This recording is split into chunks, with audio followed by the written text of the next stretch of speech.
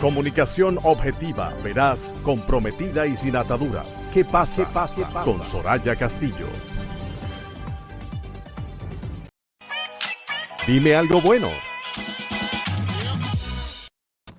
Sí, señor, y algo bueno es que se ha descubierto un virus que te puede hacer más inteligente. ¿Qué? Un equipo de investigaciones y de investigadores españoles ha encontrado pruebas de que la presencia de ciertos virus bacteriófagos en el intestino está asociada a una mejor función ejecutiva y memoria. Estas pruebas se hicieron y este artículo, que lo firman investigadores asociados de la Universidad de Girona en España, pues ha dado estos resultados. Estas investigaciones anteriores ya habían demostrado que la presencia de ciertos tipos de bacterias en el intestino puede favorecer o dificultar el funcionamiento mental. Pero en este nuevo trabajo, los investigadores se preguntaron si lo mismo podría ocurrir con los bacteriófagos, que son virus que parasitan a las bacterias y se producen en su interior. Así es que ya sabe, bueno, buena noticia para tener virus bacteriófagos en el intestino asociados con una mejor función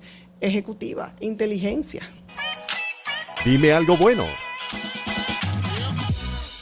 Sí, señores, así es. Y qué bueno, pues tal vez si tendríamos más de estos microbios y bacterias en el intestino, pues tal vez ya nadie se parara en el paso de la cebra, tal vez usaríamos las luces direccionales. Diéramos el paso. Tal vez se diéramos el paso, tal vez no fuéramos, como decías tú ahorita, con una conducta tan individualista.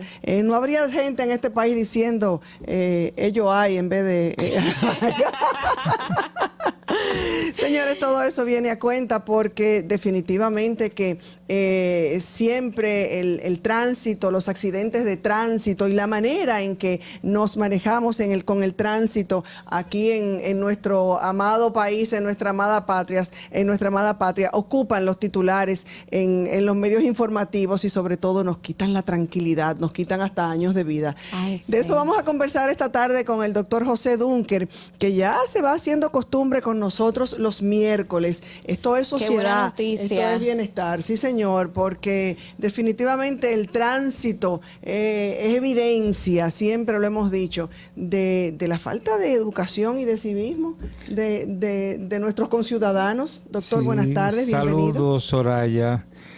Sí, mira, lo que hacemos en la calle al manejar no es una improvisación, no es algo diferente a lo que hacemos en otros escenarios. Entonces, yo quiero sugerir que si tú vas a una ciudad que no conoces y quieres saber cómo es la gente de esa ciudad, mira cómo se maneja en las calles. Ay, Virgen de la Altagracia, pues la impresión que se llevan de los dominicanos. Sí, y eso probablemente te va a reflejar lo que tú vas a encontrar en las oficinas, en los negocios, en la familia, en el gobierno, porque eso refleja el alma nacional. Mira, hay una idea de cultura. Una antropóloga importante planteó cultura como el modo de ser de los pueblos. Entonces, desde entonces se usa la palabra cultura en dos sentidos. Culto es el que lee, que tiene acceso a la biblioteca, página para la izquierda. Pero en este otro sentido, cultura es el modo de ser del pueblo. Entonces los pueblos tienen un modo de ser, así como en psicología se estudia el carácter o el temperamento, así tú puedes hablar del carácter o el temperamento de los dominicanos, los haitianos, los americanos, porque cada sociedad está supuesta a tener. Entonces esa cultura se traduce en todo lo que hacemos. O sea, si una sociedad tiene una cultura dada, esa sociedad lo va a reflejar en su manera de celebrar las cosas, en el arte, lo va a celebrar en su estilo de gobierno y en la manera de manejar. Entonces, específicamente se ha visto que manejar bien coincide con otras variables. O sea, cuando tú vas al tema, por ejemplo, de la violencia en las calles, mientras mejor se maneja, menos violencia hay. Lógico. Mientras mejor se maneja, menos corrupción hay en el gobierno. Mientras mejor se maneja una serie de variables, porque la sociedad como cultura funciona como un conjunto, como un todo. Entonces, por eso, mira, cuando tú ves que se habla de reformar la policía, la gente supone que reformar la policía es en la policía, pero la policía no es más que parte de un sistema, de una cultura, de un modo de ser. Si tú traes policía suiza, por ejemplo, imagínate el experimento de que tú sacas todos los policías que tenemos Y trae a los suizos. y trae a los suizos. Ajá. ¿Qué va a pasar dentro de 3 meses? Que explotan o se adaptan. O sea, la policía sola no va a cambiar la sociedad. Eso comienza desde la presidencia de la República.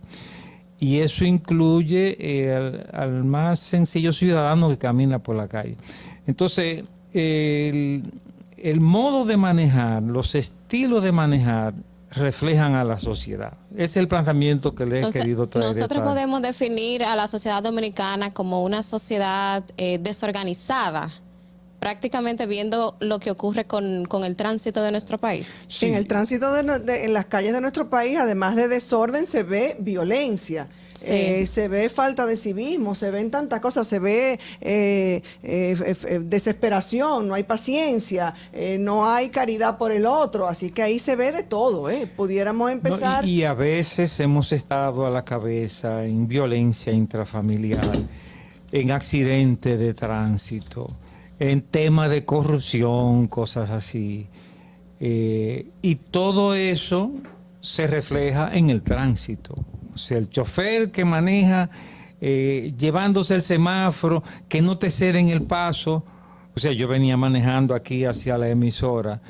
Señores, pero es imposible tú manejar bien en esta ciudad. Correcto, uno tiene que unirse. Yo decía eso a mediodía, que fui a un lugar y ni siquiera pude llegar porque hubo un chofer de un gran autobús que estaba bajando señoras que iban iban a entrar a esa iglesia y se estacionó en una callecita tan estrecha y de una vía medio a medio de la calle y de allí no se movió. El chofer hasta se bajó del autobús. Sí, sí, Y a él no le importó en lo demás, o sea, él se pensó solo en sí y en lo que estaba haciendo. Lo demás que se embromen, por decirlo.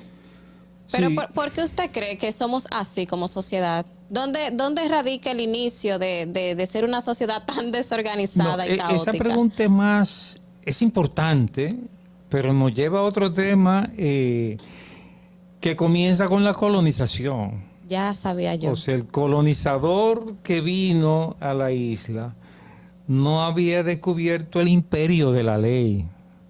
O sea, era un colonizador acostumbrado a que el rey decía y eso era, y no, o sea, la república no había llegado a España cuando nos mandaron colonizadores. Entonces, a diferencia... Pero no deja usted esperanza, doctor. Entonces esta es una historia sin final. O con un triste final. O sea, esta historia no tiene final. No, te voy a dar una buena noticia también. Por favor, porque entonces usted me está pintando un panorama como que... No, pero yo te sugiero, para completar el punto, que nosotros, América Latina entera, con algunas excepciones, ha estado ensayando la democracia, pero no hemos logrado la democracia de otros países, tú ves. Y eso en gran parte tiene que ver con el legado de la colonización. Pero te doy una buena noticia para el país, y es que mira, desde 1965, con García Godoy, cuando fue presidente de la República, nuestro país ha estado sustituyendo presidentes de manera institucional, sin golpe de Estado, por elecciones. O sea, eso significa estabilidad política. Somos uno de los países de América Latina con mayor estabilidad política en ese sentido. Y eso tiene un reflejo en la economía, porque esa estabilidad política le da al inversor más seguridad para invertir. Claro, para traer sus Sí. capitales. Y aquí está viniendo capital de Puerto Rico, de Haití, de Venezuela. O sea, la clase pudiente de esos países vienen, invierten. Aquí hay mucho capital haitiano, venezolano, puertorriqueño, porque somos, eso hay que, a cada uno hay que darle el mérito que tiene, pero desde Godoy para acá estamos eligiendo presidente.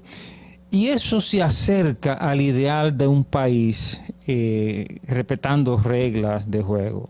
Sin embargo, a los dominicanos, en sentido general, con honrosas excepciones, por supuesto, se les hace o se nos hace tan difícil cumplir la norma y las leyes. Ujú. Eso es el punto básico que sigue vigente, que no hemos aprendido lo que se llama una cultura del imperio de la ley. Mira, la gran diferencia entre nuestros países no desarrollados, o como tú le quieras llamar, con los países desarrollados, no es riqueza natural. No es riqueza natural. No es raza, no es clima, es que no hemos aprendido a vivir en orden, cumpliendo reglas.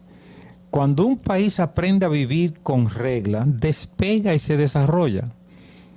O sea, todos los países ricos son países que aprendieron a cumplir reglas. ¿Y cómo podemos Ajá, llegar ¿cómo a podemos eso? llegar O sea, ahí? eso tiene una responsabilidad primera en el hogar, la familia. Es la primera responsable de formar al individuo. Y luego, desde el Estado y desde las autoridades, también hay otra Sí. responsabilidad de hacer cumplir las normas y aquel que no la cumpla tener consecuencias. Sí, esa pregunta es muy importante y te voy a dar la respuesta, pero primero déjame confirmar el punto de que cumplir reglas, mi madre, una mujer que cada vez yo admiro más, una mujer de pocas letras, pero con unas luces impresionantes. Ella tenía alguna frase que ella repetía todo el tiempo, y una de ellas es: orden es la primera ley de Dios. Yo no sé de dónde ella sacó eso, pero dice: orden es la primera ley de Dios. Uno cuando está educando se inventa muchísimas Sí, cosas sí, o sí, sí. recurre, Sí, es sí. verdad, a diferentes para uno poder sacar a esos muchachos para adelante. Sí. Aquellos padres que son responsables, Sí. como evidencia fue El su caso madre. de su madre, sí. Sí, hay un trabajo, se titula Instituciones, que lo escribe un economista, premio Nobel, donde él declara que las instituciones, y él denomina instituciones, cuando una sociedad tiene el hábito de cumplir sus reglas, él dice, ahí hay institucionalidad. Porque ella, tú sabes que si tú quieres saber cómo se hacen las cosas, pues mira ahí que está escrito en la ley y así se hace a todos los niveles. Entonces él dice, esa es la base del desarrollo. Pero acuérdense que tenemos una sociedad donde presidentes incluso han expresado que la Constitución es un pedazo de papel. Claro, claro. Entonces, Pero no ha solamente sido el presidente, irrespetada. es que cuando el presidente dice ¿qué es lo que eso, contiene las leyes y la forma de... el presidente está reflejando a una sociedad que piensa así también. Y nos vamos atrás, pero hoy precisamente un expresidente de la República, el ingeniero Hipólito Mejía, le dice al hoy presidente de la República, Luis Abinader, que no escuche a la oposición que se retiró de la mesa del CES en la discusión de la reforma a la Constitución que quieren alar por los moños, que no escuche, que le importe la oposición y que él lleve a cabo la reforma con la mayoría que tiene en el Congreso, que es del PRM. Eso es un mensaje muy serio y muy peligroso de un Sí. expresidente de la República a un presidente actual. Sí, pero eso ahí estamos hablando. Digo, si estamos hablando de democracia y de relaciones, respetar sí, sí. las normas y de respetar el orden. Pero orden significa que nos sometemos a las reglas que están establecidas de manera automática. Tú me decías cómo se construye una sociedad de orden. Bueno, eso depende de por dónde tú quieres comenzar. Te pongo un ejemplo que está ahí claramente visible. Es el caso de Lee Kuan Yew en Singapur. O sea, Singapur es hoy uno de los países, quizá el país de mayor rentabilidad del mundo. Singapur es un país que tiene los mejores puertos del mundo, la mejor línea aérea. Singapur, bueno, cuando a nosotros el informe PISA nos puso en la rabiza, Singapur estaba en primer lugar en educación, sistema de salud. Pero Singapur en el 1965, cuando estábamos aquí en la revolución, Singapur estaba en una crisis de deterioro social increíble, hasta el punto de que el reino a que pertenecía, se me fue el nombre ahora, le concedió la independencia a Singapur. Lo soltó en banda. Como quien dice, entiéndanse ustedes, eso es un caso único en la historia. Resuelvan ustedes. O sea que un Estado le concede la independencia, porque había tanta violencia, droga, pobreza. Ahí apareció Lee Kuan Yew, que se había educado en Inglaterra, había visto lo que era el imperio de la ley funcionando. Él y un equipo, varios de ellos, y tomaron el gobierno y comenzaron a aplicar estrictamente las reglas. Lee Kuan Yew dijo, porque él se murió hace poco, si tú quieres que el pueblo aprenda a respetar la ley, tú tienes que comenzar con tu familia, con tus empleados. El orden empieza con la gente tuya. Por casa. Y dicen que un hermano de él se metió en rojo, porque ya son países polígamos y todo eso, entonces hay muchos hermanos que tú puedes tener que no son de los que se criaron en tu casa. Bueno, uno de estos hermanos se metió en rojo y entonces el país entero estaba atento. A ver, ¿qué iba a hacer Lee Kuan Yew con su hermano? Que allá te aplican la pena de muerte. Pues la pena de muerte se la aplicó a ese hermano. Cuando eso pasó, el país dijo, no, pero esto... pero no es relajando que estamos. No es relajando que La frase estamos. de que hay que poner un ejemplo se cumplió ahí. Mira, cuando acciones ejemplarizadoras, sí. definitivamente. Cuando tú hace diferencia con los tuyos, o sea, con tu amigo, con tu primo, con tu pariente, tú mandas un mensaje a la sociedad, porque eso se generaliza. Yo he planteado que hay 3 pautas que desde el poder se pueden aplicar para tú construir una cultura de imperio de la ley. 3 pautas. ¿Cuáles son esas 3 pautas, doctor? Número 1, ejemplo irrestricto de las autoridades en cumplir la ley. Dar el ejemplo. Pero eso es sin excepción. Claro. Desde que tú haces una excepción, ya se rompió el modelo. O sea, el presidente y su gabinete están con esa consigna de aplicar la ley. Si la ley no es buena, entonces hay que cambiar la ley. Pero mientras sea ley, somos súbditos de la ley. Número 1. Número 2, necesitamos dar estímulo a los que cumplen la ley, a los que se portan bien, a los que hacen la cosa. O sea, si hay que dar una beca, eso es el que sacó mejores notas. Claro. Si hay que hacer un ascenso, eso al empleado que tiene mejor que mayor esto. desempeño. O sea, la sociedad tiene que premiar, incluso hay leyes que se pueden establecer. Por ejemplo, yo digo que mira, los padres y madres que crían hijos con responsabilidad, la sociedad tiene que premiarlos y cobrarle menos impuestos, cosas así, tú ves, la sociedad puede premiar a los que se portan bien. Y eso va a significar cambiar todo ese clientelismo político que estamos acostumbrados a que si ganó mi partido, entonces a mí me toca. No. Los puestos tienen que someterse a un concurso, como sea, y que los gane el mejor. O sea, si tú estableces un sistema de ejemplo desde el poder y estímulo a los que se portan bien, o sea, que la gente pueda decir... cumplen para lo que fueron designados. O sea, que esos muchachos jóvenes que están subiendo se digan así, bueno, mira, para yo subir, yo tengo que hacer esto, aquello. O sea, esos son los pasos, es el hay un camino que... Y lo que usted dice hace muchísimo sentido, porque la juventud hoy lo que dice, para yo subir y para yo tener dinero, yo lo que tengo es que engancharme a la política para robarme todo lo que yo pueda, porque eso es lo que está. Ese es el camino que hemos ejemplo que están dejado. dando. Siempre están dando ejemplos, hay que ver entonces qué tipo de ejemplo que estamos dejando. Me falta el número 3 con un minuto para que es despedir. crucial y que es escarmiento a los violadores de la ley. Las consecuencias. Si tú aplicas, y te lo estoy diciendo como especialista de la conducta, y en este caso estudiando la conducta social, cualquier sociedad que aplique esos 3 parámetros cambia la mente de la sociedad. Otro día vamos a hacer otro programa para decirte, ya vamos a hacer un tercer programa, ¿verdad? Tú ves, así es que lo vamos enganchando. Yo te voy a explicar Poco a poco. cómo se construyó, no solamente Singapur, cómo han construido los grandes imperios, y en base a ejemplo, estímulo y escarmiento.